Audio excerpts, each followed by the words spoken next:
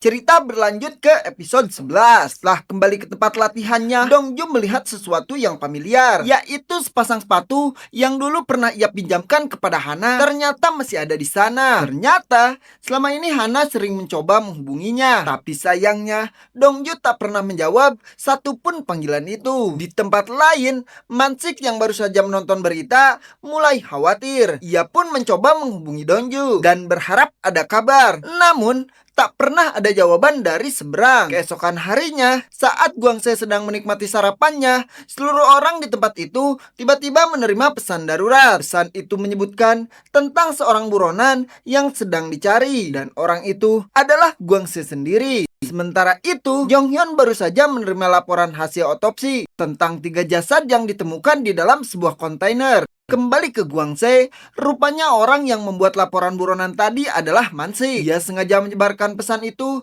setelah gagal menghubungi Guangse.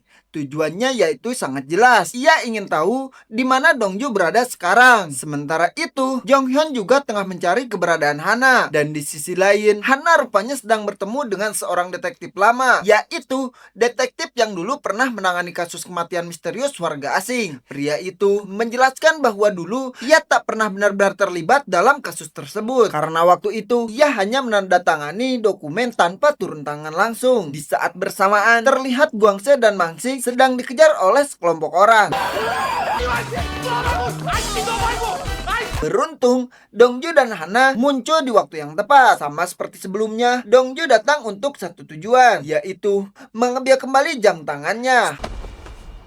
Setelah perkelahian sengit itu berakhir, Jonghyun tiba di lokasi. Mereka pun akhirnya makan bersama. Dalam suasana makan itu, Mansik terlihat kesal dengan Dongju. Ia marah karena Dongju bertindak sendiri tanpa memberitahu siapapun. Dongju lalu menjelaskan niatnya. Ia berusaha menghancurkan semua sumber kekuatan Joyong, tapi sayangnya dia belum menemukan di mana Joyong menyembunyikan semua uangnya. Jonghyun kemudian berkata, mereka bisa bertanya kepada kelinci emas karena ada hasil laporan otopsi. Ada 2 jasad yang belum teridentifikasi. Menariknya, jasad itu memiliki ciri khusus, yaitu 2 gigi depannya hilang, dan itu cocok dengan ciri kelinci perak. Setelah makan usai, Dongju mengantar Hana pulang. Namun, Hana tak langsung kembali ke rumah. Ia justru pergi ke tempat latihan Dongju. Hana meluapkan emosinya. Ia kesal karena Dongju selalu mengabaikan pesan dan teleponnya. Hana sangat khawatir. Ia tak ingin Dongju menghadapi semua ini sendirian dan terluka.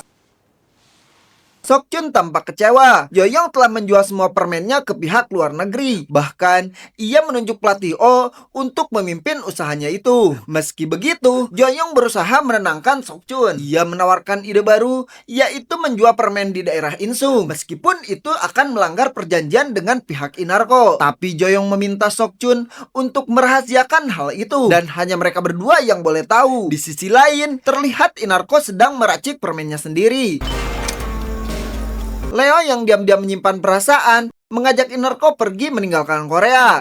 Namun, ajakan itu ditolak halus oleh Inarko karena ia punya misi, yaitu mencari saudaranya yang hilang. Ternyata, saat masih kecil, Inarko diadopsi oleh pasangan luar negeri dari panti asuhan. Namun, kehidupan barunya tidak seindah yang dibayangkan. Keluarga angkatnya ternyata memiliki ketergantungan yang berat. Keesokan harinya, Dongju kembali bekerja seperti biasa. Ia tiba-tiba dihubungi oleh Joyong yang mengajaknya makan bersama. Namun, kali ini berbeda. Joyong tak lagi tenang seperti biasa. Ia terlihat marah dan mulai mengeluarkan ancamannya kepada Dongju. Tapi Dongju tidak gentar. Dengan tenang, ia mengembalikan jam tangan yang sempat ia ambil dari Joyong.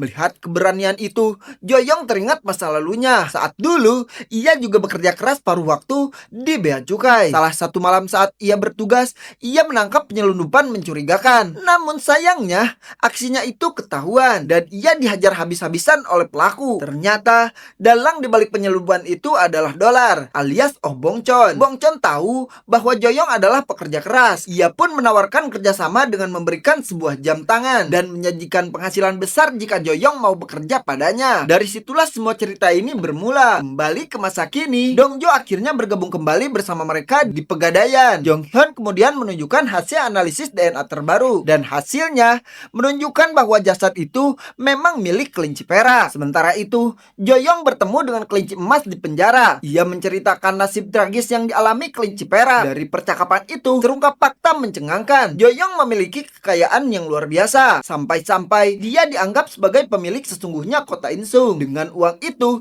ia bisa membungkam para penjahat dan jaksa. Kelinci emas lalu mengungkap bahwa salah satu anak buah Joyong bernama Sergei. Kelinci emas lalu mengungkap bahwa salah satu anak buah Joyong bernama Sergei adalah pria yang berasal dari Rusia. Hana yang mendengar nama itu langsung menunjukkan catatan penyelidikannya, dan benar saja di dalamnya tertulis nama Sergei. Melihat fotonya, Dongju tersadar ia pernah melihat pria itu sebelumnya. Sementara itu, para penjahat mengadakan pertemuan khusus, termasuk komisaris yang juga turut hadir. Tak lama kemudian, Joyong datang ke ruangan itu. Namun komisaris yang tak tahu siapa ia sebenarnya malah menyuruh Joyong mengambilkan minuman untuknya. Komisaris pun merasa aneh karena semua orang di ruangan itu tampak sangat takut. Di sisi lain, Jonghyun menanyakan soal Jong kepada Mansik. Mansik mengaku sengaja tidak mengundang Jong karena ia tahu jam kerja Jong tak menentu dan keuangan Jihong sedang dalam kondisi sulit. Mendengar itu, Jonghyun langsung menemui Jihong. Ia meminta maaf karena dulu membuat Jaehong terkena penurunan pangkat. Ia pun menawarkan bantuan. Namun, Jaehong menjawab bahwa ia tak ambil pusing soal itu. Keesokan malamnya, Mansik mendapatkan informasi tentang keberadaan Sergei. Malam itu juga, mereka langsung bergerak. Sergei yang sadar sedang diburu polisi mencoba melarikan diri. Namun akhirnya ia berhasil ditangkap oleh Jonghyun. Mereka pun langsung menanyai Sergei soal Bongchon. Tapi sayangnya komunikasi jadi hambatan. Sergei mengaku tak mengerti bahasa Korea. Dengan susah payah, Mansik mencoba bicara dalam bahasa Rusia. Namun ketika Dongju mengecek HP Sergei, ia sadar bahwa Sergei sebenarnya lancar berbahasa Korea. Mereka pun segera membawa ke Pegadaian. Namun karena Sergei menyebutkan soal isu diplomatik antara Korea Selatan dan Rusia, akhirnya Jonghyun memutuskan untuk melepaskannya. Sebelum Sergei benar-benar pergi, Jonghyun sempat memperingatkannya, jika Sergei keluar dari tempat ini, tak ada lagi yang bisa melindunginya, karena besar kemungkinan ia akan menjadi target para mafia. Mendengar ancaman itu, barulah Sergei luluh. Ia pun mulai bekerja sama dan memberitahukan semua lokasi di mana Joyong menyimpan uang-uangnya. Setelah informasi dikumpulkan, Mansik segera menyusun rencana. Ia meminta semua orang bergerak secara diam-diam. Keesokan malamnya, operasi rahasia dimulai. Satu persatu kontainer yang disebut Sergei diperiksa. Di setiap lokasi, Dongju meminta mereka untuk memotretnya. Foto itu akan ia kirimkan langsung ke Joyong. Awalnya, Joyong mengabaikan foto-foto itu. Namun setelah beberapa hari, ia mulai merasa ada yang aneh. Ia pun pergi memeriksa kontainer di foto tersebut. Dan di sanalah ia menemukan kenyataan pahit. Karena semua uangnya telah lenyap. Amarah pun meledak. Tapi yang membuatnya makin kesal, Dongju dan yang lainnya ternyata sedang mengawasinya dari kejauhan. Keesokan harinya, berita penemuan uang dalam kontainer ramai jadi pembicaraan. Dongju dan tim pun bersorak senang. Cerita pun berlanjut ke episode 12. Dulu saat Joyong masih bekerja di bawah Bongchan, ia sempat diberi hadiah jam tangan oleh atasannya. Namun, ia segera menyadari sesuatu. Jam itu ternyata jam palsu. Tanpa ragu, Joyong langsung menghajar Bongchan dan mengambil kembali jamnya. Kini, setelah kehilangan semua uangnya, Joyong kembali menghubungi Dongju. Ia mengatakan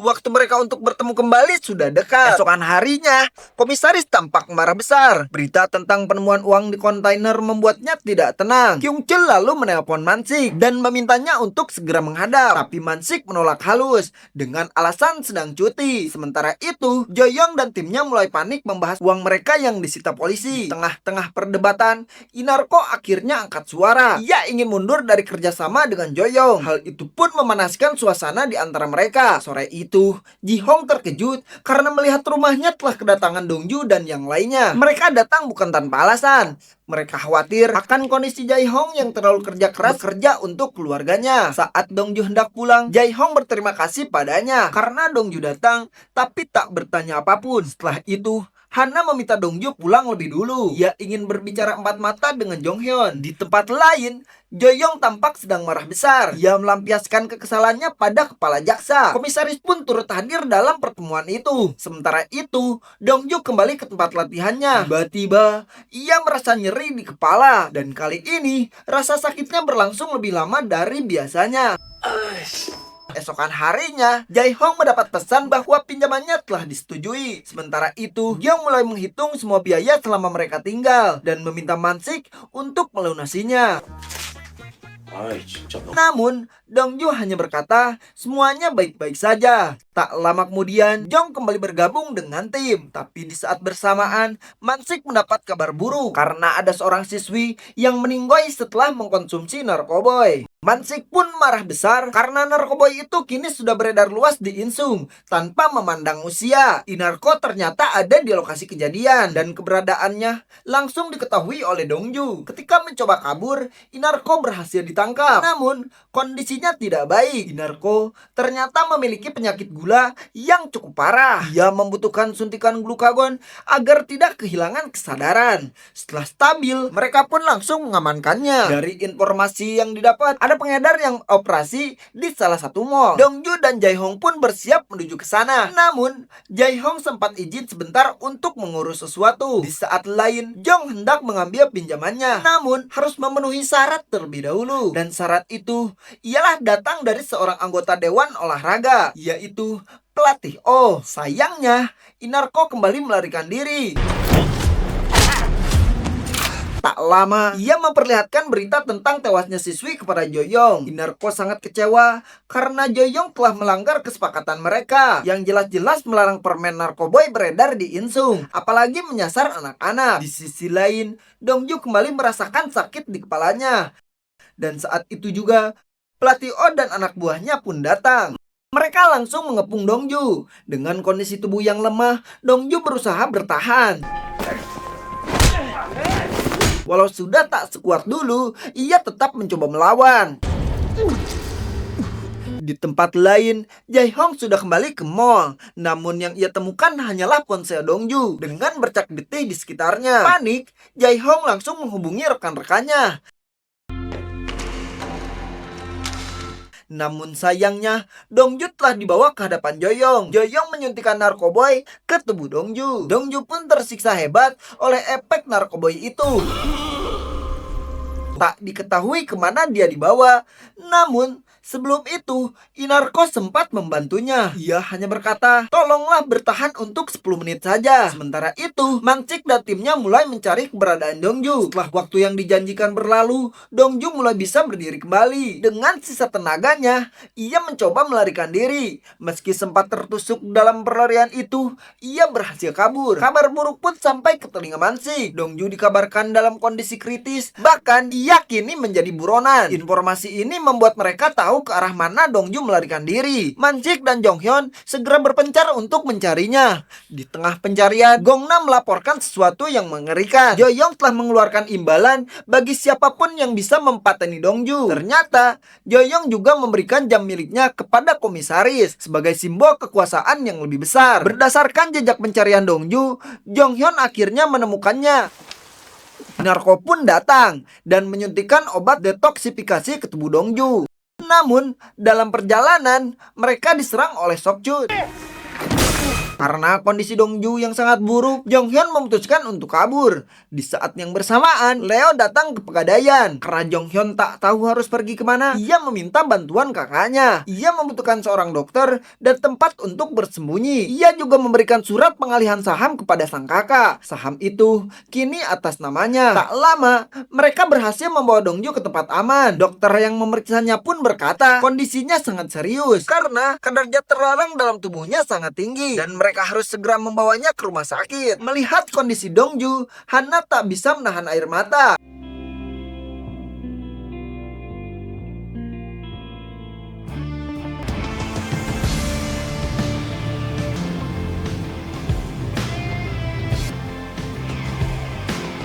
Dan keesokan harinya, ia membawa sebuah tas besar, berjalan sendirian menuju markas Joyoung.